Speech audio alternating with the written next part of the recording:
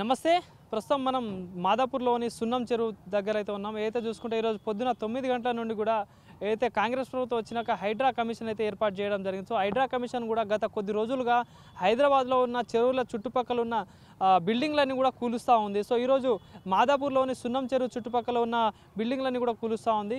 So మరి ఏదైతే చూసుకుంటే ఇక్కడ స్థానికంగా కూడా చాలా మంది అయితే ఉన్నారు జనాలు. సో మన వెనకాల చూసుకోవచ్చు దగ్గర 7 ఫ్లోర్ల బిల్డింగ్ అది. సో ఆ 7 ఫ్లోర్ల బిల్డింగ్ను కూడా నేలమట్టం చేసింది హైడ్రా.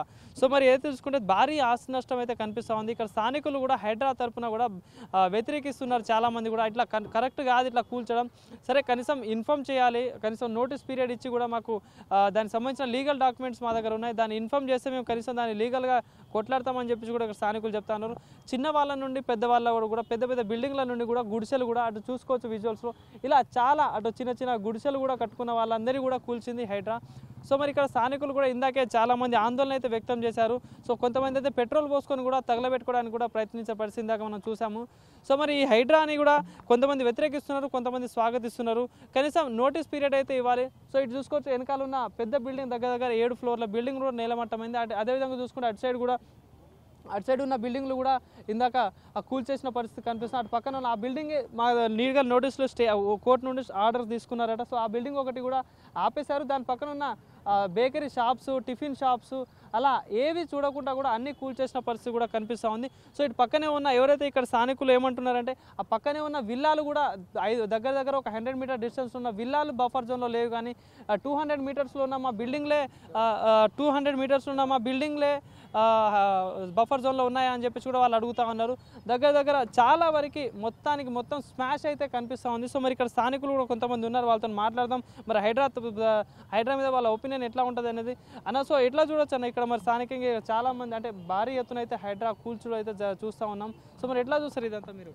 ఇది చాలా బాధాకర విషయం. ఇది ఏమంటే ఫస్ట్ నోటీస్ ఇవ్వాలి, నోటీస్ ఇచ్చి హెచ్చరిక ఇచ్చేసి పేద పబ్లిక్ వీళ్ళు ఉన్నవాళ్ళు కాదు, వీళ్ళు సామాన్య పబ్లిక్ డైలీ పని చేసుకునే వాళ్ళు ఎంతో కూలి చేసుకొని బతికే వాళ్ళు, వాళ్ళపైన ఈ ప్రతాపం చేయడం కరెక్ట్ కాదు.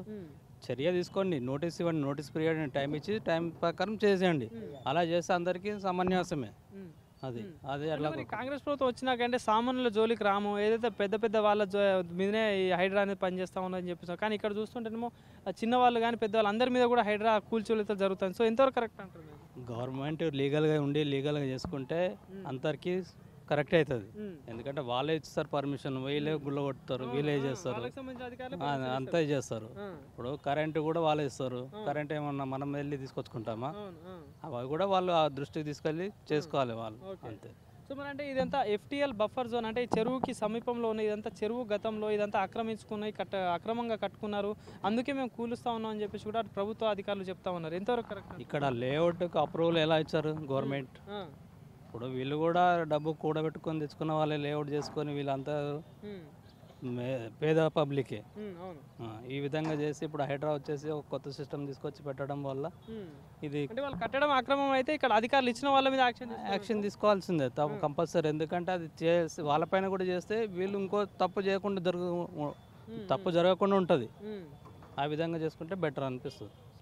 సో చూశారు కదా. సో ఇక్కడ స్థానికులు కూడా ఏదైతే చూసుకుంటే ఇదంతా అక్రమంగా ఉన్న ల్యాండ్ అయితే మరి ఫస్ట్ అధికారులు పర్మిషన్ ఎందుకు ఇచ్చారు? సో దీన్ని ఫస్ట్ పర్మిషన్ ఇచ్చిన అధికారుల మీద కూడా యాక్షన్ తీసుకోవాలి కదా అని చెప్పేసి కూడా ఇక్కడ స్థానికులు చెప్తా ఉన్నారు. సో చూసుకోవచ్చు వెనకాల విజువల్స్లో కూడా భారీ ఎత్తున అయితే కూల్చడాలు అయితే కనిపిస్తూ ఉన్నాయి. సో ఇక్కడ స్థానికులు కూడా చాలా బాధనైతే వ్యక్తం చేస్తూ ఉన్నారు. మాకు కనీసం ఇన్ఫర్మేషన్ ఇవ్వలేదు, నోటీస్ ఇవ్వలేదు, ఇది ముమ్మాటికి కరెక్ట్ కాదంటూ కూడా చెప్తున్న పరిస్థితి కనిపిస్తూ ఉంది ఇక్కడ.